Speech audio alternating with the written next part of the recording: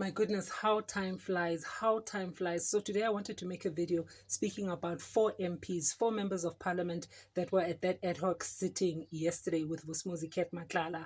So unfortunately, because of time, already it's almost 6 o'clock in the evening now. So I can't make a video that long, but I am going to speak about two ladies in particular. Actually, SA Miss James and Breitenbach from the Democratic Alliance. Now, I have spoken about Breitenbach yesterday. I think when I was watching her yesterday, immediately I got moved to the extent of making a video right there and then. I hadn't even listened to her whole session, but the little portion that I had listened to, I just had to speak about. So you guys roughly have an idea of my feelings about her presentation. Now, these two ladies, both Miss James and Miss Breitenbach, came prepared.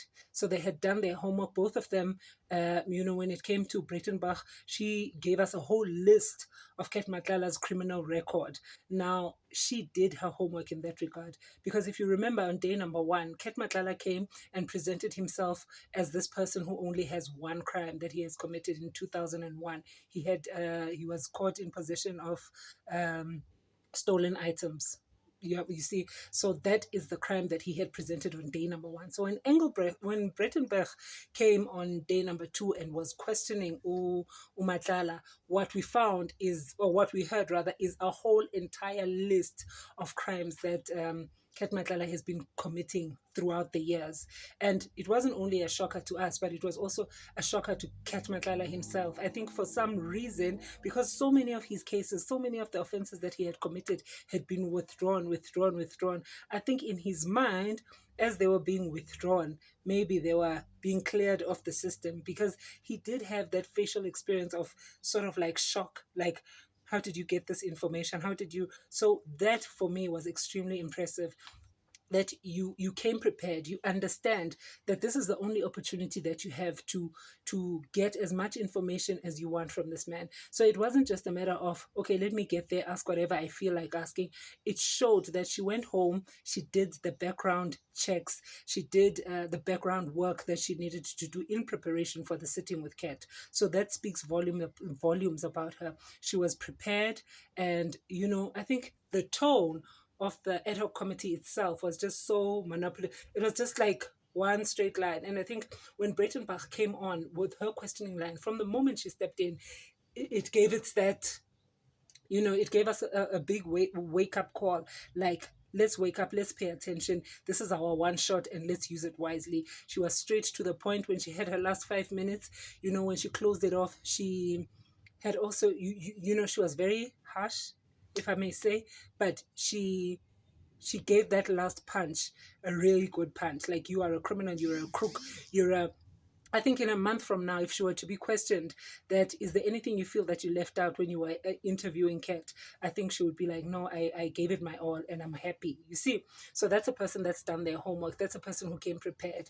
And I was very impressed with her, honestly, with leaving anything. Yes, at times when she did raise her voice, I was like, but she did manage to cool herself down. There were times when she was being a bit sarcastic, like giving that vibe that I'm laughing at you, I'm not laughing with you.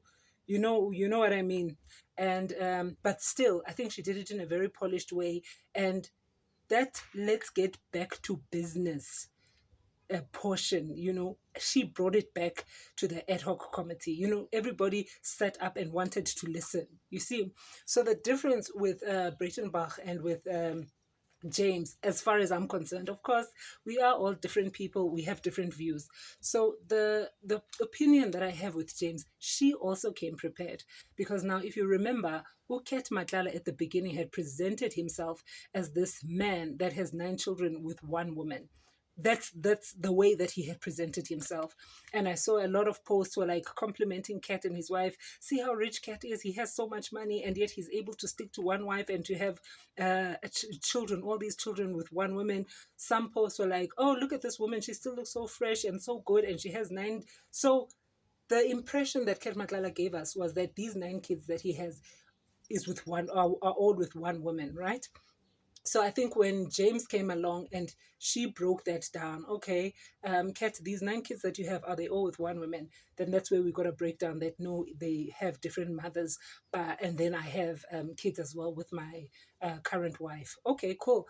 And then she also did some background homework, and I think she came up with, there seems to be a bit of struggles, a bit of woes when it came to maintenance of the kids, because one of the baby mothers, if not both, had actually taken Cat to maintenance. There's a story around there. So she did her homework. In order for us to know all that, it's because she highlighted those, which means she also went home, took the effort and the time to do research on for the next day. You understand? So all that is complimentary on the part of both ladies. I compliment them very much for doing their homework before coming to the sitting. Now, that is by no ways me disrespecting the other people, saying that they didn't do their homework. I'm just highlighting these two ladies because they are the ones that I'm speaking about at the moment. Now, one thing that I thought uh, Miss James needs to work on is her maturity when it comes to controlling her emotions. Because one thing that we know is that with all these people, all these parliamentary heads, all these MPs that are sitting at that ad hoc committee, they are at work. So there's no one who's there on a personal capacity. There's no one who's sitting there with Cat in front of her or him and thinking, oh, well, I'm going to come back and ask him the next day. I'm going to come back next week. This is a one shot. You understand? And you need to control your emotions. You cannot be at the workplace and be shouting at people. You cannot be at a workplace and sort of degrading people. I don't understand if it's going to make sense, because I find that for a work environment, which is what she was in her work environment, she was at work. And for you to allow a situation to anger you to that, because what I was picking up from her, yes, Breitenbach was angry at Cat Matlala, and James was also angry at Cat Matlala, but the anger was different. Breitenberg was angry in a way you would say, how could you, how dare you, do you understand the damage that you've done? Do you understand the corruption that you are involved in? Do you understand? But I think with James, it was more discussed. Like, yeah, you've robbed, like, and I understand her emotions, but in some cases, if you want answers and you want to ask the right questions, you need to calm down. As much as you may be annoyed, as much as you may be irritated, but you are in the work environment, you should be in work mode. You do not have time to let your emotions overcrowd you. You do not have time, like when the chairman now had to take time reprimanding the both of them. Now, you're being reprimanded for conduct at your workplace. You understand? And you are now still, it got to an extent where the one is saying, Cat Matlala is now saying, you know what, you don't need to raise your voice. You don't at that time. And then this one goes, as far as we're here, we're on the same level. Let's just speak properly. And then the other one is like, no, you and I are not at the same level. You and I will never be at the same level. Now it's like it's unnecessary drama. And I understand her annoyance, I understand her anger, but it's the wrong behavior at the wrong time, at the wrong place. Do you understand? Okay, fine. Maybe you want to show, because this is media, we are watching, you want to show how angry you are at these people, and I understand that what you're saying, we are not at the right level, we're not at the same level.